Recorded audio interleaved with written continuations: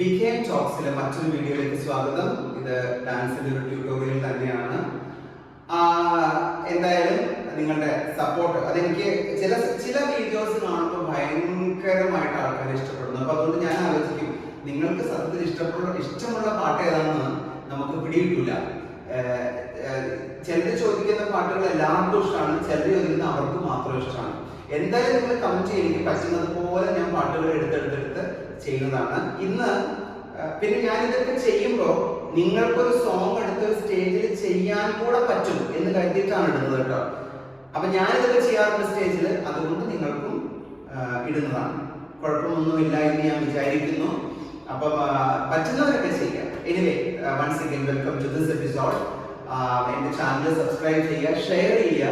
Dance വീട്ടിലൊക്കെ ഇരുന്ന് പഠിക്കാൻ താല്പര്യമുള്ളവർക്ക്, കളിക്കാൻ താല്പര്യമുള്ളവർക്ക് ഉപകാരം ഉണ്ടാവട്ടെ. അതോടൊപ്പം എനിക്കും പ്രയോജനപ്പെടട്ടെ. നമുക്ക് ആരോടും നിർബന്ധമൊന്നുമില്ല. അപ്പോ അടുത്തത് ഇന്ന് നമ്മൾ ചെയ്യുന്നത് അജിത ഹരേ എന്ന ഗാനമാണ്. ഇത് അജിത ഹരേ കഥകളി പദമാണ്, പക്ഷെ ആ കഥകളി പദമല്ല നമ്മൾ ചെയ്യുന്നത്, അതിന്റെ കുറച്ച് ഭാഗം ഇട്ടു. ഇത് ആനന്ദ ഭൈരവി എന്ന സിനിമയിൽ സായികുമാർ അഭിനയിച്ച സിനിമ ഉണ്ടത്, കുട്ടി പാടുന്നത്.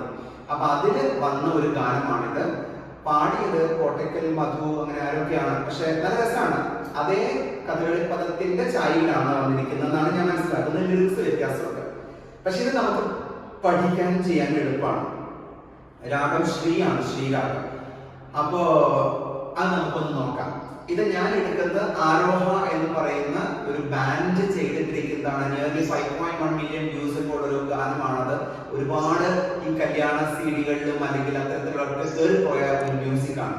അപ്പൊ അത് നിങ്ങൾക്ക് ചെയ്യുമ്പോൾ ഈ നമ്മൾ എപ്പോഴും ഡാൻസ് ചെയ്യുമ്പോൾ ഓർക്കണം, കേൾവിക്കാരന് കാഴ്ചക്കാരന് നമ്മുടെ ഡാൻസ് മാത്രമല്ല അവനെ സുഖിപ്പിക്കുന്നത്, അതിന്റെ സംഗീതം കൂടിയാണ്. എനിക്കെപ്പോഴും അത് പ്രധാനമാണ്. അപ്പൊ ഞാനിപ്പോൾ സോങ്സ് എടുക്കുന്നത് അങ്ങനെ നോക്കിയിട്ടാണ്. നിങ്ങൾ അതുകൊണ്ട് ഈ പാട്ട് എടുത്ത് ചെയ്യുമ്പോൾ കേൾക്കുന്നതിന് സുഖമാണ്, നന്നായി സെറ്റ് ചെയ്യുകയും ചെയ്യാം. ഓക്കെ, അപ്പൊ നമുക്ക് അതൊന്ന് നോക്കാം. അതിന്റെ മ്യൂസിക് ഉണ്ട്. ഈ അജിത ഹരേ കുചേലൻ കൃഷ്ണനെ സന്ദർശിക്കാൻ വരുന്ന ഒരു സന്ദർഭമാണ്. അപ്പൊ നമുക്കിവിടെ അങ്ങനെ തന്നെ ചെയ്യാം. ഒരു ഓടക്കൊടയൊക്കെ വെച്ച് നമുക്ക് വരാം. ഈ കുചേലന്റെ ഭാഷ, ശരീരഭാഷ വളരെ ടയേർഡ് ശരീരഭാഷയാണ്. ഭഗവാൻ വളരെ സുന്ദരനും ചെറുപ്പവുമായിട്ട് നിൽക്കുമ്പോഴും വിദ്യാലയത്തിൽ പഠിച്ച സ്വന്തം സഹപാഠിയായ കുചേലൻ പക്ഷെ ക്ഷീണിതനും വൃദ്ധനും ഒക്കെ ആയിട്ടാണ് എപ്പോഴും കാണാറ്. അപ്പൊ നമുക്ക് അത് അങ്ങനെ വേണമെങ്കിൽ അങ്ങനെ ചെയ്യാം കേട്ടോ.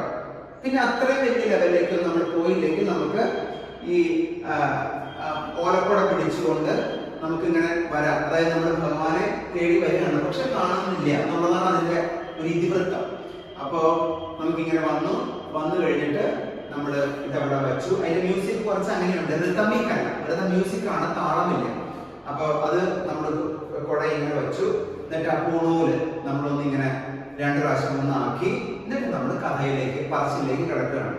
അജിത ഹരേ ജയ മാധവ വിഷ്ണു.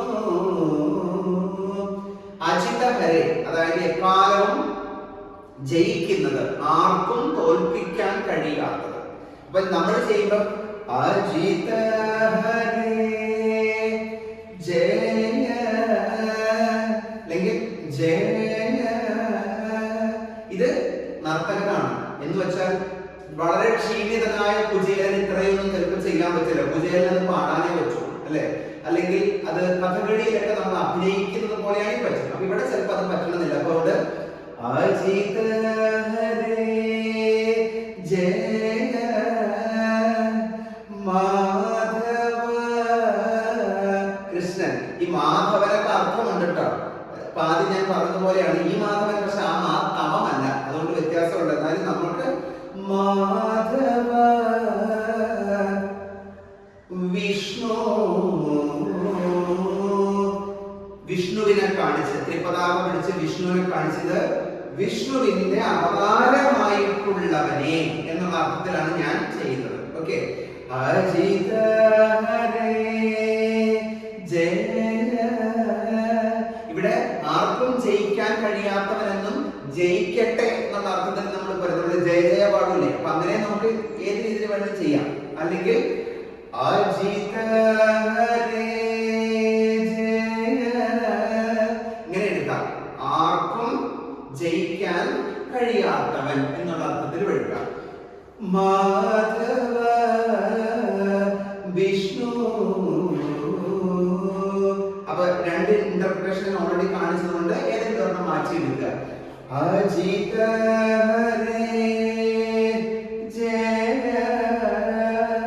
ആർക്കും ജയിക്കാൻ പറ്റാത്ത മാധവ മാധവ വിഷ്ണു. ഇത് വിഷ്ണു എന്ന വാക്കിന്റെ അർത്ഥം എല്ലായിടത്തും ഉള്ളവൻ എന്നാണ്. അപ്പൊ അത് നമുക്ക് കാണിക്കാം. വിഷ്ണു അജമുഖ ദേവ. അജമുഖ ദേവ എന്നോട് ഉദ്ദേശിക്കുന്നത് ഈ കേൾക്കുമ്പോൾ അജം കുതിര, മുഖം കുതിരയുടെ മുഖത്തോട് കൂടിയ ദേവ എന്ന് നമുക്ക് തോന്നും. കുതിരയുടെ മുഖമായിട്ട് വിഷ്ണു ഒരിക്കൽ ഹയഗ്രീവനായിട്ട്, അതായത് കുതിരയുടെ മുഖമായിട്ട് ഒരു അവതാരത്തിൽ വന്നിട്ടുണ്ട്, അതാണെന്ന് വിചാരിക്കാം. പക്ഷെ അർത്ഥം അതല്ല. അജമുഖ ദേവ എന്ന് പറയുന്നത് ഇവിടെ ബ്രഹ്മാവിനെയാണ്. ചതുരം ഹംസാസ്യം. മനസ്സിലായോ? അപ്പം ആ ബ്രഹ്മദേവനാൽ ആരാധിക്കപ്പെടുന്നവനെ, ബ്രഹ്മദേവൻ പോലും പൂജിക്കുന്നവനെ എന്നുള്ള അർത്ഥത്തിലാണ്. മനസ്സിലായോ? അടുത്തത് വിജയസാരഥേ.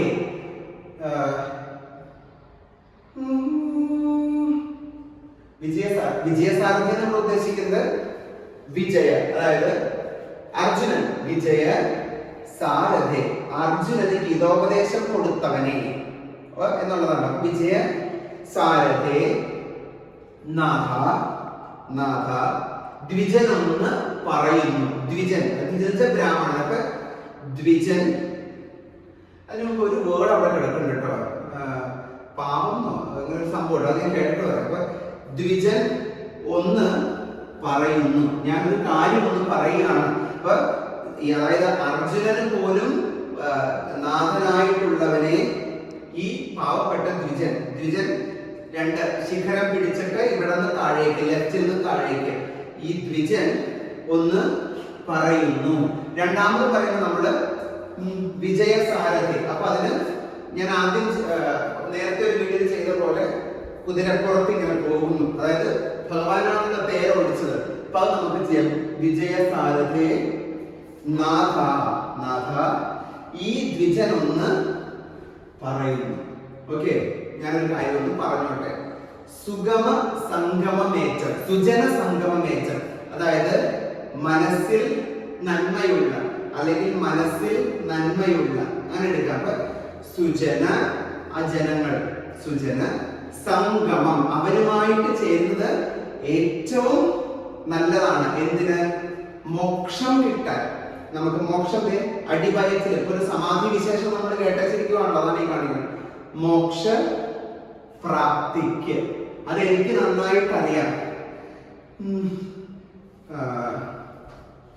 ആ പാട്ട് ഇതിനിടയ്ക്ക് ഒരു വരി വിട്ട്, ഒരു അക്ഷരം വിട്ടുപോയെന്ന് എനിക്ക് സംശയം. ചെറിയൊരു വാക്ക് 5 മില്യൺ വ്യൂസ് ഉള്ള വീഡിയോയുടെ ഒക്കെ ആൾക്കാരാണ് അവർ, എനിക്ക് എത്ര കേസ് കൊടുക്കും.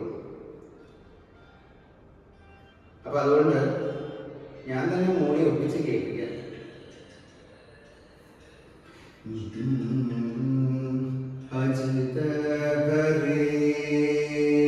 ജയ മാധവ.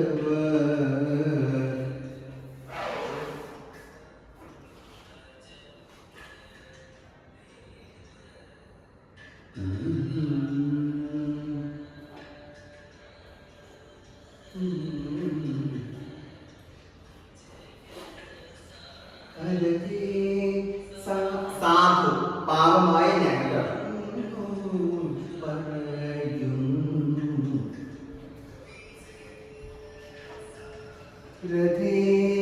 സാധു വിജനും പറയുന്നു. സുജന സംഗമമേറ്റം സുകൃത.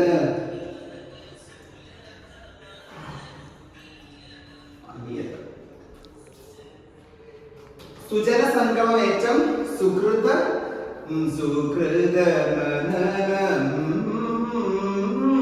നിയതം. അതാണ്, അത്രേ ഉള്ളൂ. ഇപ്പൊ സുകൃതം നിയതം നിശ്ചയമായും എന്നാണ്. അതായത് സുകൃതം ലഭിക്കാൻ, നമ്മുടെ സുകൃതം എന്ന് പറയുന്നത് മോക്ഷമാണ്. അപ്പൊ ആ മോക്ഷമാണ് ഈ കാണിക്കുന്നത്. നീ സമാധി വിശേഷം പറയാം. സമാധിയിൽ അവർ പറഞ്ഞത് നിങ്ങൾ കേട്ട് കാണുമായിരിക്കും. കുണ്ഡലിനിയിൽ നിന്ന് പ്രാണനെ ഉയർത്തി ഉയർത്തി ഓരോ ചക്രത്തിലൂടെ കടത്തി സഹസ്രാര പത്മത്തിൽ കൊണ്ടുവന്നാണ് റിലീസ് ചെയ്യുന്നത്. മനസ്സിലായോ? അതുകൊണ്ടാണ് നമ്മൾ ആ കുണ്ഡലിനിയിൽ നിന്നുണർന്ന് ഈ പത്മത്തിൽ നിന്ന് പോകുന്നത് ഇങ്ങനെ കാണിക്കുന്നതാണ് മോക്ഷം, നമ്മുടെ മോക്ഷം. ഓക്കെ, ഈ മോക്ഷം പക്ഷെ പ്രഷറിന്റെ ഗുളിക കഴിച്ചാലേ കിട്ടൂ. അതാണ് ഇപ്പോഴത്തെ സമാധിയുടെ പ്രശ്നം. കഞ്ഞി കുടിക്കണം നിങ്ങൾ, പ്രഷറിന്റെ ഗുളികയും ബി പിയുടെ ഗുളികയും ഒക്കെ കഴിച്ചേച്ച് പോയാൽ മോക്ഷം കിട്ടും. അതിന് മോക്ഷം പ്രാപ്തിക്കാൻ കഴിവുള്ളവർ പ്രഷർ നിയന്ത്രിക്കാൻ പറ്റിയില്ല. ഓക്കെ, ഇപ്പൊ സമകാലിക വിഷയം ചർച്ച ചെയ്യുന്ന വീഡിയോ അല്ലാത്തതുകൊണ്ട് ഞാൻ ഇവിടെ കൊണ്ട് നിർത്തുക. അപ്പൊ ഇതിന് രണ്ട് രീതിയിലുണ്ട്. ഈ പ്രാണൻ ആകുന്ന ഊർജം നമ്മളിലൂടെ ചക്രത്തിൽ കടന്നു പോകുന്നത് ഒരു സർപ്പത്തിന്റെ രീതിയിലാന്ന് പറയും. അതുകൊണ്ട് നമ്മൾ ഇങ്ങനെ കാണിക്കും, തിരിഞ്ഞു നിന്നിട്ട് ഇവിടെ സർപ്പം പിടിക്കും. മനസ്സിലായോ? തിരിഞ്ഞു നിന്നിട്ട് ഇവിടെ സർപ്പത്തെ കാണിച്ചിട്ട് ഇവിടെ നിന്ന് നമ്മൾ സൂചി പിടിച്ച് പിടിച്ച് പിടിച്ച് പിടിച്ച് ഉയർത്തി ഇങ്ങനെയും കാണിക്കും. നിങ്ങളല്ലെങ്കിൽ ഇവിടെ പിടിച്ചാലും മതി, കുഴപ്പമൊന്നുമില്ല. അപ്പൊ ഈ നമ്മുടെ സുഷുമ്ന നാഡിയിലൂടെ ഉള്ള ഊർജ പ്രവാഹം അങ്ങനെയാണെന്നൊക്കെ പറയുന്നത്. അത് യോഗശാസ്ത്രത്തിൽ എനിക്ക് അതിന്റെ പൂർണ്ണ വിവരമൊന്നുമില്ല, എനിക്ക് അറിയുന്നത് വെച്ച് ഞാൻ പറയാം. നമുക്ക് ഇങ്ങനെയൊക്കെ ചെയ്യാം. അപ്പൊ സുജന സംഗമേറ്റം അടുത്തത് രണ്ടാമത് ചെയ്യുമ്പോൾ ഇപ്പൊ ഞാൻ ഈ പറഞ്ഞ പോലെ ചെയ്യാൻ നിങ്ങൾക്ക് സർപ്പം പിടിച്ചിട്ട് സുകൃത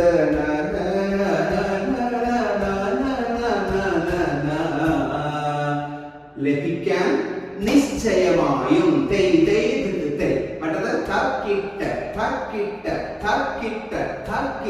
മറ്റത് ഇങ്ങനെ വേണമെങ്കിൽ എടുക്കാം. ഓക്കെ, പല ദിനമായി ഞാനും ബലഭദ്രാനുജ നിന്നെ. അതാണ് അടുത്തത്. അപ്പൊ പല ദിനമായി, അപ്പൊ നമ്മൾ എന്ത് ചെയ്യണം? ഒരുപാട് ദിവസങ്ങളായി ഞാൻ നിന്നെ കാണാൻ നടക്കുകയാണ് എന്നാണ് പറയുന്നത്. അപ്പൊ പല ദിനമായി ഞാനും, ഇതെടുക്കണമെന്നില്ല, ആദ്യം വേണമെങ്കിൽ എടുക്കാം. പല ദിനമായി ഞാനും ബലഭദ്രാനുജ നിന്നെ. ബലഭദ്രന്റെ തൃപ്പതാക പിടിച്ച് കലപ്പയെടുത്ത് തോളിൽ വെച്ച ബലഭദ്രന്റെ അനുജ, ബലരാമന്റെ അനുജ നിന്നെ. എത്ര ദിവസമായി ഞാനിങ്ങനെ തേടി നടക്കുകയാണ്, ബലഭദ്രാനുജ നിന്നെ. ഓക്കെ, നമ്മള് ഇങ്ങനെ പിടിക്കും. ഞാനത് എപ്പോഴും ഞാൻ ഇത് ഉപയോഗിക്കണം. അപ്പൊ ബലരാമന് വേറൊരു മുദ്ര കൂടി ഉണ്ട് കേട്ടോ, കലപ്പ പിടിച്ചിട്ട് അനുഗ്രഹിക്കുന്ന ഒരെണ്ണം കൂടി ഉണ്ട്. അപ്പൊ അത് വേണമെങ്കിൽ നിങ്ങൾക്ക് അങ്ങനെ ചെയ്യാം, ബലഭദ്രാനുജ എന്ന് കാണിക്കാം. അതല്ലെങ്കിൽ ഇത് കാണിക്കാം. അപ്പൊ രണ്ടാമത്തെ എടുക്കും നമ്മള് പല ദിനമായി ഞാനോ ബലഭദ്രാനുജ നിന്നെ എന്ന് വേണമെങ്കിൽ എടുക്കാം. ദിവസങ്ങളെ എണ്ണി എണ്ണി കാണിക്കാം. ദിവസം ദിവസങ്ങളായി ഞാൻ ചുറ്റും എത്ര നാളായി ഈ ബലഭദ്രാനുജ നിന്നെ നലമൊടു കാണുന്നതിനായി കളിയല്ലോ രുചിക്കുന്നു എന്നാണ്. നലമൊടു നല്ല മനോഹരമായിട്ട് കൃത്യമായിട്ടൊന്ന് കാണാമെന്ന് വിചാരിച്ചിട്ട് എന്റെ വിഷമങ്ങളൊക്കെ ഒന്ന് പറയാം. അപ്പൊ നമുക്ക് നലമൊടു കാണുന്നതിനായി കളിയല്ലോ രുചിക്കുന്നു. രുചിക്കുന്നു വെച്ചാൽ എനിക്ക് കിട്ടുന്നു എന്നും പറ്റിക്കപ്പെടുകയാണ്. ഞാൻ ആരെയും കാണുന്നില്ല, നിന്നെ ഇങ്ങനെ തേടി നടന്നിട്ട് എന്നുള്ളതാണ് പറയുന്നത്. അപ്പൊ ഞാനിങ്ങനെ വീണ്ടും വീണ്ടും നടക്കണം. ഇതിൽ കുറച്ച് മോട്ടിവേഷൻ കൂടി ഉണ്ട് കേട്ടോ. അതായത് നിങ്ങള് ഒരു കാര്യം നടക്കുന്ന വെച്ചാൽ വീണ്ടും വീണ്ടും വീണ്ടും നടന്നാൽ ഇവിടെ പൂജാരം അടുക്കുന്നൊന്നുമില്ലല്ലോ, ലാസ്റ്റ് അദ്ദേഹത്തിന് കാണാൻ പറ്റും. അപ്പൊ എന്നുള്ളതാണ് അവിടെ പറയുന്നത്. നിങ്ങൾ ആവർത്തിക്കുക, നിങ്ങളുടെ മോഹങ്ങൾ എന്തായാലും പിന്നെയും പിന്നെയും ചെയ്തുകൊണ്ടിരിക്കുക. അപ്പൊ നിങ്ങൾക്ക് അതിന്റെ വിജയം കിട്ടും എന്നാണ് പറയുന്നത്. അപ്പൊ ഞാൻ നിങ്ങൾക്ക് മനസ്സിലായി വിചാരിക്കുന്നത്. രണ്ടാമത് പലദിനമായി ഞാനോ ബലഭദ്രാനുജ നിന്നെ നലമൊടു കാണുന്നതിനായി കളിയല്ലോ രുചിക്കുന്നു. രുചിക്കുന്നു. ഓക്കെ, പിന്നെ പറയുന്നത് കാലവിഷമം കൊണ്ട് കാമം തീരുന്നില്ല. കാലവിഷമം എന്ന് വെച്ചാൽ എന്റെ വിധി, കാലവിഷമം കൊണ്ട് എന്റെ വിധിപര്യമായിട്ടുള്ള എന്റെ ഈ കഷ്ടപ്പാടുകൾ കൊണ്ട് എന്റെ കാമങ്ങളൊന്നും ആഗ്രഹങ്ങളൊന്നും സാധിക്കുന്നില്ല. ഞാൻ എന്തെല്ലാം ആഗ്രഹിക്കുന്നു, എനിക്ക് പണം വേണം, എനിക്ക് അത് വേണം, ഇത് വേണം, പക്ഷെ ഇപ്പോഴത്തെ എന്റെ സമയം വളരെ മോശം എന്നാണ് പറഞ്ഞത്. അപ്പൊ അത് നിങ്ങൾക്ക് എങ്ങനെ കണ്ടുപിടിക്കാം കേട്ടോ. ഈ വിഷമം വേണേ കാണിക്കാം. നമ്മൾ ഇത്തിരി ഭരതനാട്യത്തിൽ നിന്നൊക്കെ വിട്ടത് ഇവിടെ ഹൃദയം സൂചി കൊണ്ട് ഇങ്ങനെ കുത്തുകയാണ്, അതായത് അത്ര വിഷമാണ്. അപ്പം എന്റെ കാലവിഷമം കൊണ്ട് എന്റെ കാമങ്ങളൊന്നും നടക്കുന്നില്ല, ഒന്നും നടക്കണില്ല. രണ്ട് സൈഡിലേക്കൊക്കെ കാണിക്കാം, ഒന്നും നടക്കുന്നില്ല. അങ്ങനെയാണ് എന്റെ അവസ്ഥ. നീരത വർണ്ണ നീല നീരത വർണ്ണ നീല നീരത വർണ്ണ. എനിക്കൊന്ന് കേൾക്കണം. നീലനീരത വർണ്ണ എന്ന് പറഞ്ഞാൽ നിങ്ങൾക്കറിയാം, ഭഗവാന്റെ നിറം എന്ന് പറയുന്നത് ആകാശത്തിന്റെ ആ നീലിനെയാണ് ഭഗവാനുള്ളത്. അപ്പൊ മൃദുലം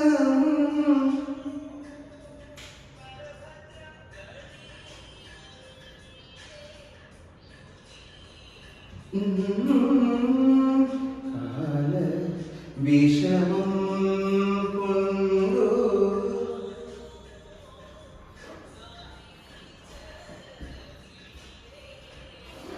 നീല നീരത വർണ്ണ.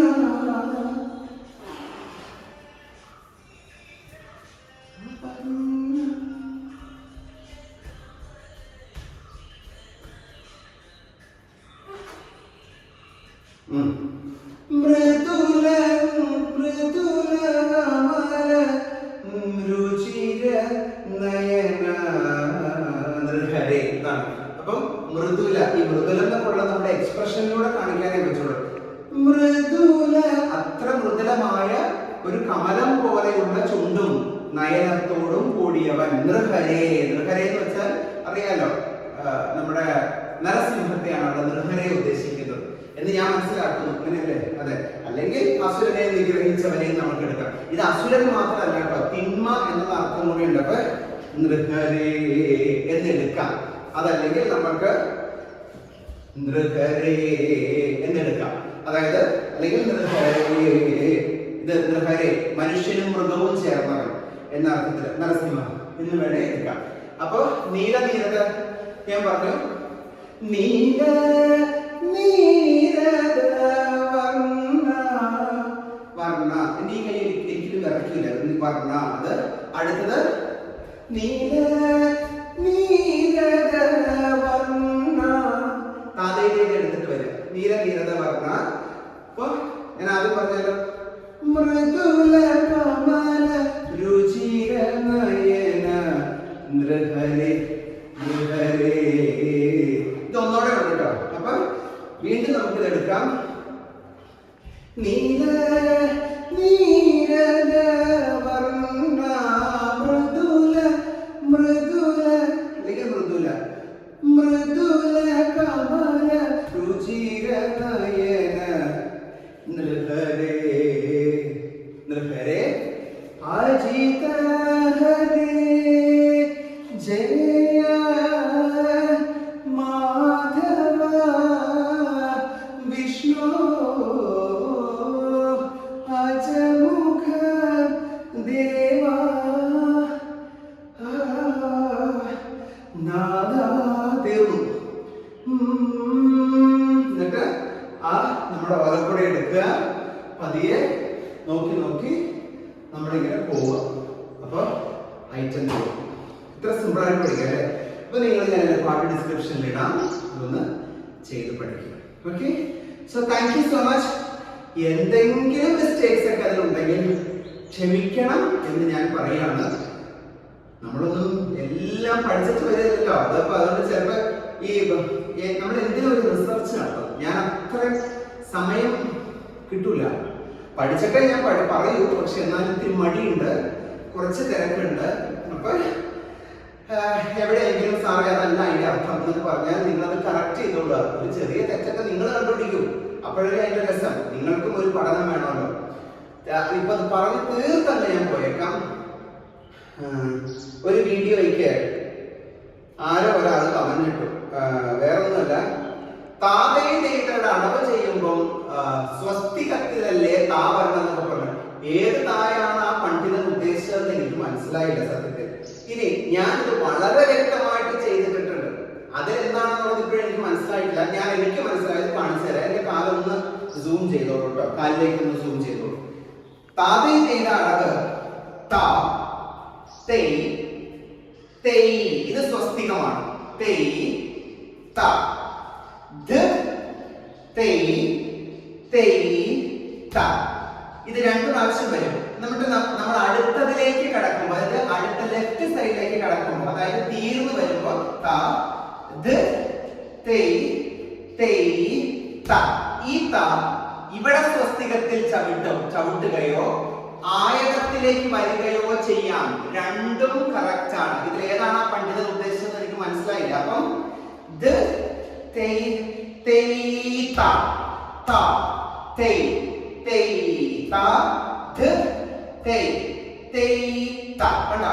സ്വസ്തികത്തിൽ ഇങ്ങനെ ചവിട്ടാം, അല്ലെങ്കിൽ ഇങ്ങനെ മാറ്റി വെച്ചെടുക്കാം. അപ്പൊ ഇത് രണ്ടും പോസിബിൾ ആണ്.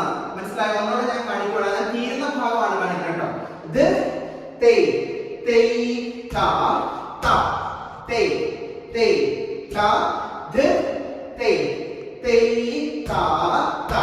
ഇങ്ങനെ ചവിട്ടുന്നത് ഒരു രീതി.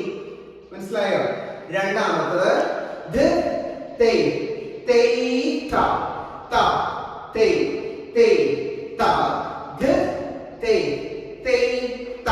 ഇത് രണ്ടാമത്തെ. ഇവിടെയാണ് ആയുധം വച്ച് വരുന്നത്. ഇതും പോസിബിൾ ആണ്, മറ്റതും പോസിബിൾ ആണ്.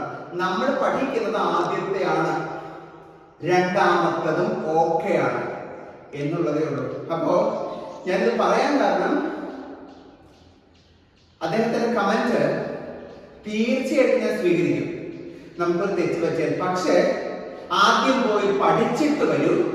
ആശാൻ അക്ഷരം 1 പിഴച്ചാൽ 58 തഴയ്ക്കും. 51 ഞങ്ങളുടെ നാട്ടില്. 58 പിഴയ്ക്കും ശിഷ്യന് എന്നൊക്കെയുള്ള കമന്റ് ഇട്ടാൽ പോയി പണി നോക്കി ചേട്ടാ എന്നേ ഞാൻ പറയും കേട്ടോ. നമുക്ക് തെറ്റൊക്കെ എല്ലാവർക്കും പറ്റും. അത് സ്നേഹമായിട്ട് പറഞ്ഞ ആരും തിരുത്തും. ഞാൻ നിങ്ങളുടെ എല്ലാ വീഡിയോയിലും പറയാറുണ്ട്, എത്രയോ നല്ല അറിവുള്ളവരുടെ വീഡിയോസ് ഉണ്ട്, നിങ്ങളത് കാണണം. അപ്പോഴാണ് എനിക്കൊരു തെറ്റ് പറ്റിയാൽ നിങ്ങൾക്കത് മനസ്സിലാവുള്ളൂ. അപ്പോ കമന്റ്സ് ഇടാം, അത് ബഹുമാനത്തോടു കൂടി ഇട്ടാൽ തീർച്ചയായിട്ടും ഞാൻ സ്വീകരിക്കും. വലിയ നർത്തകൻ ഗുരു എന്നുള്ള ബഹുമാനമല്ല, മറ്റൊരു ഇൻഡിവിജ്വൽ എന്നുള്ളൊരു ബഹുമാനം വേണം. ഞാൻ ആരെയും നിർബന്ധിക്കുന്നില്ല ഇത് പഠിക്കാൻ, അല്ലേ? അതുകൊണ്ട് അത്തരത്തിലുള്ള കമന്റ്സുമായിട്ട് വരരുത്. ഞാൻ ആ കമന്റ് ഒന്നും ചെയ്തിട്ടില്ല. ലവ് യു സോ മച്ച് എന്ന് മാത്രം ഇട്ടു. കാരണം അവരുടെ മനസ്സിൽ അല്പം നന്മ വരണേ എന്ന് ഞാൻ പ്രാർത്ഥിക്കുന്നു. അതിന് എന്റെ സ്നേഹവും ഞാൻ കൊടുക്കുന്നു. ഇനി അവരുടെ ഏത് മനസ്സ് വെച്ചിട്ടാണ് ഇട്ടതെന്ന് എനിക്ക് അറിഞ്ഞൂടാ. പക്ഷെ പബ്ലിക് പ്ലാറ്റ്ഫോമിൽ കമന്റ്സ് ഇടുമ്പോൾ ഒന്ന് ശ്രദ്ധിക്കുക, അത്രേ ഉള്ളൂ. ഞാൻ ആർക്കും ഒരു മോശം കമന്റ്സ് ഇടാൻ പോകുന്ന വ്യക്തിയല്ല. പിന്നെ നമ്മള് എല്ലാം തികഞ്ഞതുമല്ല. ഓക്കെ, അപ്പൊ ഞാൻ ഇത് തന്നെ താതയിൽ ചെയ്ത പല വീഡിയോ ഓൾറെഡി ചെയ്തിട്ടുണ്ട് നേരത്തെ. അത് അദ്ദേഹം കണ്ടിട്ടുള്ളത് എനിക്ക് അറിഞ്ഞൂടാ. എനിക്ക് നിർബന്ധമില്ല കേട്ടോ കാണണം എന്നുള്ളത്. അപ്പൊ ഇത് രണ്ടും പോസിബിൾ ആണ്, ഇത് രണ്ടും ചെയ്യാം. അപ്പൊ എവിടെയാണ് ആയുധം വരേണ്ടത്, എവിടെയാണ് സ്വസ്തികം വരേണ്ടതെന്ന് അദ്ദേഹം മെൻഷൻ ചെയ്താൽ ഞാനത് മനസ്സിലാക്കും. ഇത്രയും പറഞ്ഞുകൊണ്ട് നിർത്തട്ടെ. എല്ലാവരോടും സ്നേഹം മാത്രം. നിങ്ങൾക്ക് എന്തെങ്കിലും ഗുണം ഉണ്ടാവട്ടെ എന്ന് കരുതിയാണ് ഈ വീഡിയോസ് ഇടുന്നത്. നിങ്ങളൊരു നല്ല ഗുരുവിന്റെ കീഴിൽ പോയി പഠിക്കണം എന്ന് ഞാൻ എപ്പോഴും പറയും. അപ്പോഴാണ് അതൊരു കറക്റ്റ് ആയിട്ട് ചാനലൈസ് ചെയ്യപ്പെടുക, ചാനലാവുക. പക്ഷെ നല്ല ഗുരു ആയിരിക്കണം എന്ന് മാത്രമേ ഉള്ളൂ. സന്തോഷം. Thank you so much. Keep watching and supporting me. Love you.